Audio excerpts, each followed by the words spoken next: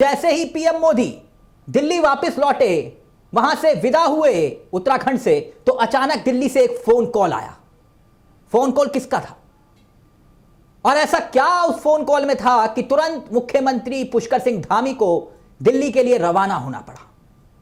मुख्यमंत्री पुष्कर सिंह धामी दिल्ली के लिए क्यों रवाना हुए? चर्चाओं ने एक बार फिर से जोर पकड़ा कि क्या वाकई में धामी कैबिनेट में जो 4 मंत्री पद खाली पड़े हैं, वो चारों पदों को भरने का वक्त आ चुका है।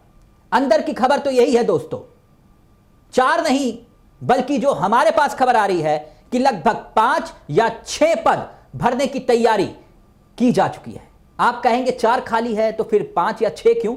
उसका भी उत्तर हम आपको देंगे।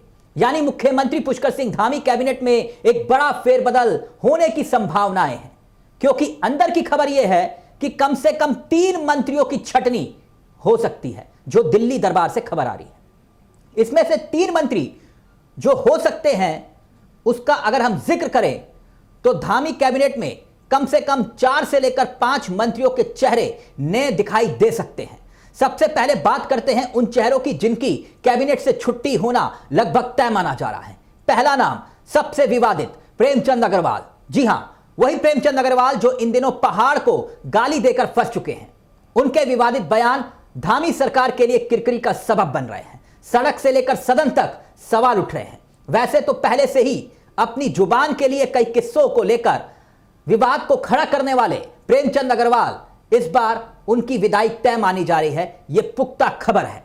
जब प्रधानमंत्री के कार्यक्रम में प्रभारी मंत्री होने के नाते भी प्रेमचंद अग्रवाल को बुलाया नहीं गया, तो ऐसे में खबर को बल मिल गया कि प्रेमचंद अग्रवाल मंत्रिमंडल से छुट्टी उनकी तय है। वहीं प्रेमचंद अग्रवाल के साथ साथ 1-2 नहीं बल्कि कुछ और चेहरे भी हैं जिनकी विदाई कैबिनेट से मानी जा रही है। उसमें से एक नाम गणेश जोशी का भी है, जो मेरे पीछे आपको दिखाई दे रहे हैं। जनाब पर आय से अधिक संपत्ति का मामला है और यह मामला सामने आया तो धाकड़ धामी उस मुद्दे को लेकर चू तक नहीं बोले, मगर उनकी जीरो टॉलरेंस की नीति पर सवाल जरूर खड़े हुए। ऐसे में उनका नंबर भी लिस्ट में बताया जा रहा है। चलिए अब बात कर लेते हैं धामी कैबिनेट में किसको जगह मिल सकती है। खबरों में दम हुआ तो धामी की कैबिनेट में 4 मंत्रियों को जगह मिलनी तय है और फॉर्मूला भी लगभग तय हो चुका है।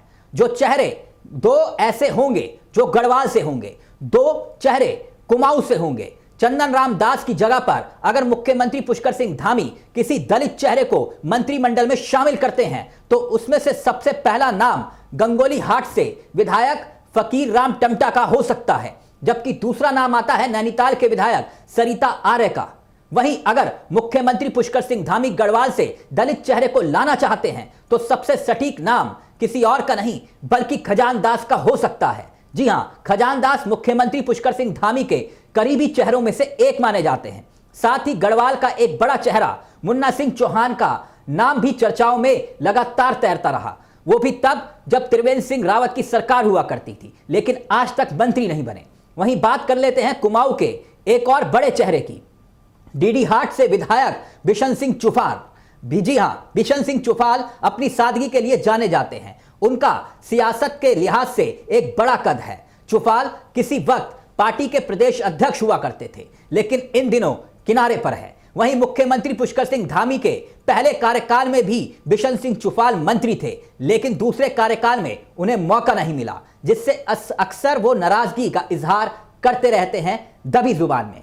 अब दूसरा नाम एक और भी है और वो चेहरा है भीमताल से विधायक राम सिंह केड़ा का। उनकी भी लॉटरी लग सकती है। मुख्यमंत्री पुष्कर सिंह धामी की अगर चली तो कैबिनेट में एक महिला चेहरे के तौर पर भी एक चेहरा सामने आ सकता है, और वो चेहरा कोई और नहीं बल्कि आशा नोटियाल का है। जी हां, आशा नोटियाल का नंबर आ सकता है। उपचुनाव हारने के बाद केदारनाथ जीतकर भाजपा को संजीवनी देने वाली आशा नोटियाल धामी कैबिनेट का हिस्सा हो सकती हैं। वैसे सवाल उठना लाजमी है, क्योंकि पिछले 3 साल से 11 मंत्रिमंडल जो कि हमारा स्वरूप है उत्तराखंड का, उसमें से 4 मंत्री पद खाली पड़े हुए हैं। ऐसे ये फॉर्मूला खंडूरी सरकार के इतर बहुगुणा सरकार में भी था और यही फॉर्मूला हरीश रावत ने भी अपनाया, लेकिन विरोध की चिंगारी इन्हीं खाली मंत्रिमंडल के पदों को लेकर सुलगती रहती है। अब भारतीय जनता पार्टी यानी कि बीजेपी का प्रदेश नेतृत्व ही नहीं बल्कि आला कमान को यह तय करना है कि मंत्रिमंडल के पद भरने हैं या फिर नहीं। विभागों में मंत्री नहीं है और मंत्री हैं तो उससे साथ न्याय नहीं हो पाता। एक एक मंत्री को खुले तौर पर 4-4 या 5-5 विभाग सौंप दिए गए, क्योंकि मंत्री के पास विभाग हैं। ऐसे में वो न्याय संगत दिखाई नहीं देता, क्योंकि भारी भरकम विभाग अगर एक ही मंत्री 4-4 संभाल रहे हैं तो फिर कैसे हो पाएगा काम? ये भी एक बड़ा सवाल। क्या वाकई में अंदर की खबर यही है कि धामी की कैबिनेट में विस्तार होने जा रहा है? इशारों इशारों में संकेत मिल रहे हैं, लेकिन क्या वाकई में इस बार खबर पुख्ता है?